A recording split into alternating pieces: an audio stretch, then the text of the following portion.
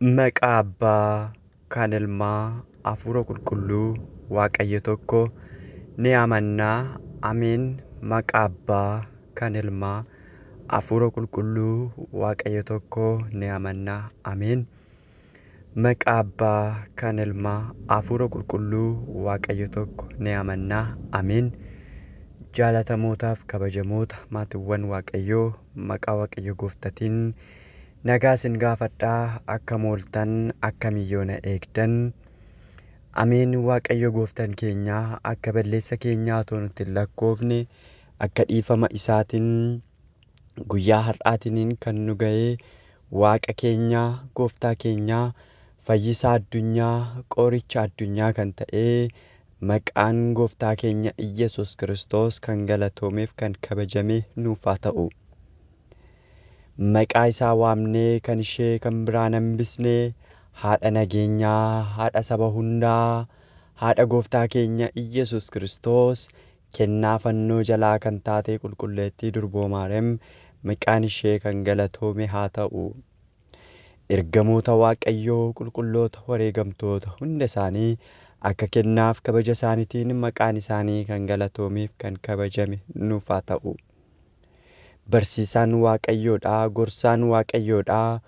Waaqayyo Gooftaan keenyaa ana cubbamaa ilma isaarra buluudhaan afaanin ittiin dubbadhu isinirra immoo buluudhaan laphee ittiin dhaggeeffattanii hojiitti jijjiirtan hunda keenya walumaan nuuf haa kennu. Guyyoota muraasaaf ana faana kan waliin turruu icciitii mana amantaa yookaan icciitii utubaa 5 kan jedhan kan waliin laallu ta'a jechuudha. Koorsii kana keessatti kan nuti waliin barannu waa'ee icciitii, icciitiin maal akka ta'e, dabalatas immoo icciitiiwwan utubaa 5 kun bu'aan isaanii maalidha? Barachuun maaliif barbaachise? Akkamiin barachuu akka qabnu kan waliin laalludha jechuudha. Barnoota kana yeroo waliin barannu gaggabaabsineeti kan waliin barannu, hanga Waaqayyoon nuuf eeyyametti gaggabaabsinee waliin barachuu ni yaalla. Egaa barsiisaan Waaqayyoodha jenneera.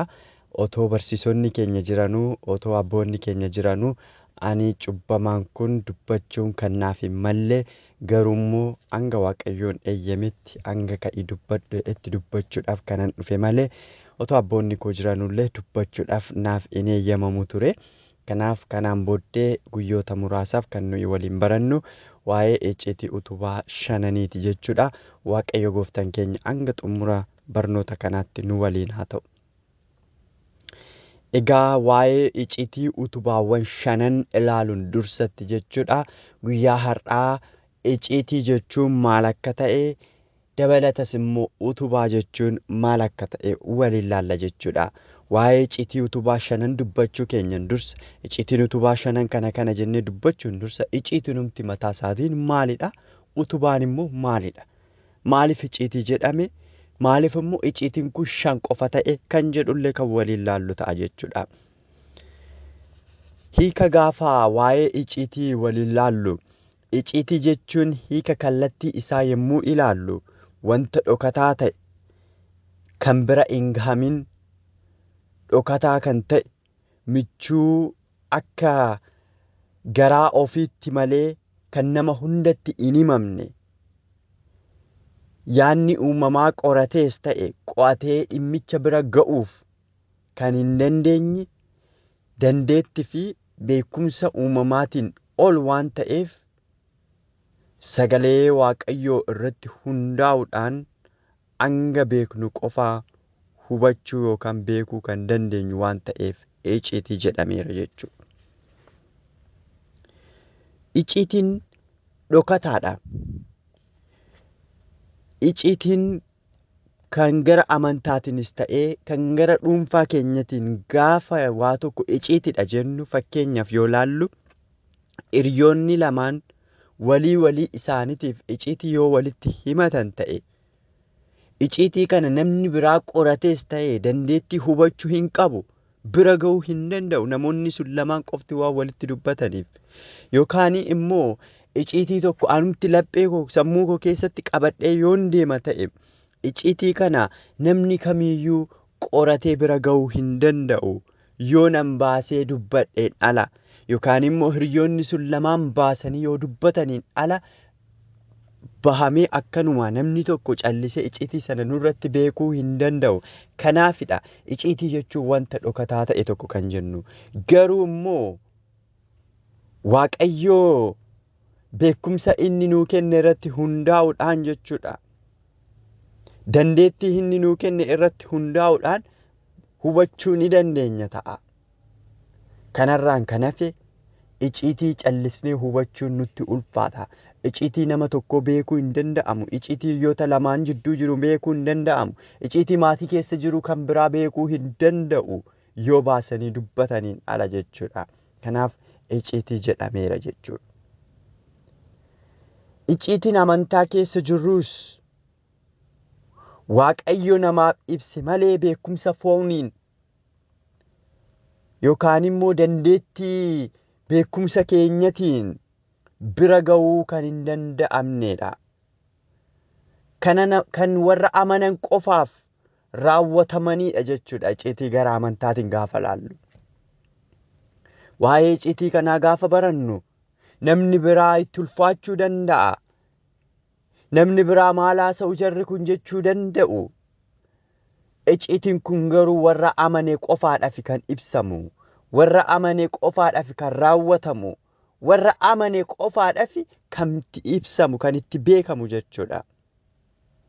Kanaafuu icciitiin wanta dhokataa ta'e tokko jechuudha. Tajaajila mul'atuun kenna hin mul'anne waan ittiin argannuuf icciitii jedhama jechuudha. Tajaajila mul'atuun kenna hin mul'anne waan ittiin argannuuf icciitii jedhama jechuudha.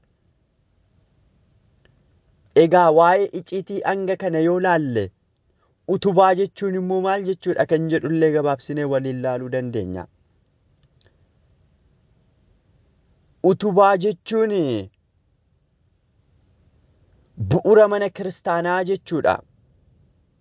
Kiristaanni tokko barumsa kiristaanummaa hubatee raawwachuuf waa'ee icciitiiwwan kanaa sirriitti qulqulleessee beekuun dirqama isaati. Manni tokko gaafa ijaarru utubaa malee dhaabbachuu akkuma hin dandeenye manni amantaa Ortodoksii Tawaahidoos icciitiiwwan utubaa 5 kanaan ala dhaabbachuu hin dandeessu. Kanaaf utubaa jedhame. Utubaa jechuun akkuma mana tokko qabee dhaabbatu mana amantaa keenyas barnoota mana amantaa keenyas qabee kan dhaabbatudha. Kanaafuu icciitiiwwan utubaa kun 5tu jira akka mana amantaa Ortodoksii Tawaahidootti. Sababni 5 jechuu dandeenyeef immoo jechuudha. Akkuma qulqullichi Phaawulos jedhee dubbate isaan kan barsiisuudhaaf afaaniin kan himamu dubbii hedduu caala mana kiristaanatti qalbii kootiin jechoota 5 dubbachuu nan filadha jedhee akkuma 1 Qorontos 14:19 irratti dubbate nutis illee icciitiiwwan kana 5 jennee qabanna jechuudha. Lammaffaa irratti sababni nuti icciitiiwwan mana amantaa utubaa 5 kana 5 jennuufi Waaqayyo gooftanii akka laphee koo kan ittiin jedhe qulqullichi Daawit jecha dubbate irratti hundoofne innis akkana jedhe. Cirracha 5 dhakaa keessaa guuruun isaa ni dubbatama jechuudha. 1 Saamu'eel 17:40 irratti gaafa Gooliyaad injifatutti jechuudha cirracha 5 dhakaa keessaa funaanee kan inni harkatti qabate jechuudha. Kan inni ittiin injifate jechuudha. Utubaa kan isaaf ta'e humna Waaqayyootiin cirracha 5 sana qabateeti jechuudha. Gooliyaad fuulduratti kan dhiyaate. Kanaaf nutis icciitii utubaa 5 jennee 5 wal fakkeessinee qabanna jechuudha. Inni kan biraa Beetasaayidaanii bakka dhukkubsatoonni irra deddeebi'an 5 qabaachuu ishee jechuudha. Dhukkubsatoonni kan irra deddeebi'an biyya Beetasaayidaa keessatti bakka 5tu ture. Yohaannis 5:2 yoo fudhanne fakkeenya argachuu dandeenya. Kanaafuu utubaa mana amantaa keenyaa yookaan icciitii utubaa 5 jennee ni waamna jechuudha nutis. Namni tokko gaafa gara mana amantaa kiristaanatti dhufu yookaan amantaa kana gaafa fudhatu cuuphamuudhaan dura yookaan kiristaana jedhamuu isaan dursatti jechuudha icciitiiwwan utubaa kana 5 hubatee baratee beekuu qaba jechuudha. Kanaaf ammoo qulqullichi Phaawulos akkana jedhee ergaa isaa gara biyya Qorontos 3:10 irratti barreesse fakkeenya fudhachuu dandeenya. Akka ayyaana Waaqayyoo bira anaaf kennametti akka nama mana ijaaruu beekuttis hundee manni irratti ijaaramu kaa'eera akkuma jedhe hundeewwan bu'uura mana amantaa keenyaa isaan ta'an icciitiiwwan 5 kana hunda dursa beekuun barbaachisaadha. Kiristaanni kamiyyuu hunda dursa hundeewwan yookaan utubaawwan kana 5 hubatee qoratee beekuun isarra jiraata jechuudha. Manni tokko hundeen isaa gadi hin fagaanne yoo ta'e weerartoonni guyyaa fi hattuun halkanii mana sana saamuu danda'u yookaan weeraruu danda'u hundeen isaa fagaatee hin dhaabbanne yookaan hundee cimaa hin qabu yoo ta'e utubaa cimaa hin qabu ta'e yoo ta'e manni tokko weerartoonni dhufanii weeraruu danda'u hattuun seenee hatuu danda'a callifamee yoo ijaarame jechuudha. Kanaaf kiristaanonnis jechuudha icciitiiwwan utubaa kana 5 beekuu baannan weerartoonni fi shakkitoonni garaagaraa mana amantaa kana keessaa deebisanii nu baasuu waan danda'aniif utubaawwan kana 5 sirriitti beekuun nu barbaachisa jechuudha. Hunda dursa barachuutu nurra jiraata. Kiristaanummaa keenyatti siquun kiristaanummaa keenya beekuudhaaf inni dursaaf inni jalqaba icciitiiwwan utubaa kana 5 beekuudha. Icciitiiwwan kun utubaa mana amantiiti. Utubaadha. Qabee jira. Mana amantichaa qabatee kan jirudha. Kiristaanummaa qabee kan jirudha. Kanaafuu beekuu fi hubachuun hunda dursa barbaachisaadha. Mana tokko utubaatu dhaaba. Manni utubaa hin qabne akkuma kufu akkuma jigu namni icciitiiwwan kana 5 hin beeknes barnoota adda addaatiin kukkufuu danda'a maatiiwwan Waaqayyoo. Kanaafuu nutis ofii keenyaa baranne isa hin beeknes barsiisuun dirqama kiristaanummaa keenyadha. Callisnee deddeebi'uu otoo hin taane callisnee mana Waaqayyoo keessa fagaannee deemuu qofa otoo hin taane garuu maaltu jira innee barachuu icciitiiwwan kana sirriitti qorannee hubannee beekutu nurraa eegama jechuudha. Icciitiiwwan kunniin kan Waaqayyoon namoonni akka sirriitti waa'ee isaa hubataniif ibseedha jechuudha. Icciitiiwwan kunneen jechuudha. Icciitiiwwan kunneen yookaan icciitiiwwan utubaa 5 kun Waaqayyoo waa'ee isaa akka barannuuf, waa'ee isaa akka hubannuuf, maalummaa isaa akka beeknuuf kan nuuf kennedha jechuudha. Icciitiiwwan 5 kunis maqaan isaanii tokkoffaan icciitii Sillaasee jechuudha. Waa'ee Sillaasee tokkummaa fi sadummaa isaa gadi fageenyaan kan keessatti barannu jechuudha. Lammaffaan icciitii nama ta'uuti jechuudha. Sadaffaan icciitii cuuphaa jechuudha. Arfaffaan icciitii qurbaanati. Shanaffaan icciitii du'aa ka'uuti.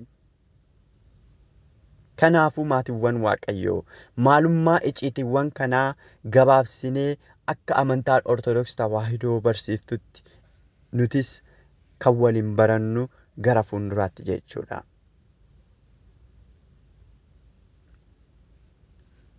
Nuti immoo isa dhageenye kana, isa baranne kana, isa hubanne kana irra deddeebinee qo'achuudhaan, irra deddeebinee dhaggeeffachuudhaan, irra deddeebinee barachuudhaan, deebinee immoo namoota biroos barsiisuu qabaachuu qabna jechuudha. Egaa kutaa itti aanutti icciitii Sillaasee irraa jennee kan waliin eegallu ta'a jechuudha. Waa'ee icciitii Sillaasee keessatti tokkummaaf sadummaa Sillaasee gadi fageenyaan kan keessatti barannudha waan ta'eef Waaqayyoon nama sanaa nu haa taasisu. Har'aaf barnoota keenya asuma irratti xumurra. Kutaa nuti icciitii Sillaasee irraa kaanee waliin laallaa. Waaqayyo jidduu keenyatti argamee nu barsiisee nu gorfate maqaan isaa kan galatoomeef kan kabajame haa ta'u. Galanni Waaqayyo Abbaa, Ilma, Hafuura Qulqulluu akkasuma deessuu haadha isaa qulqulleetti Durboo Maaramiif haa ta'u. Turtii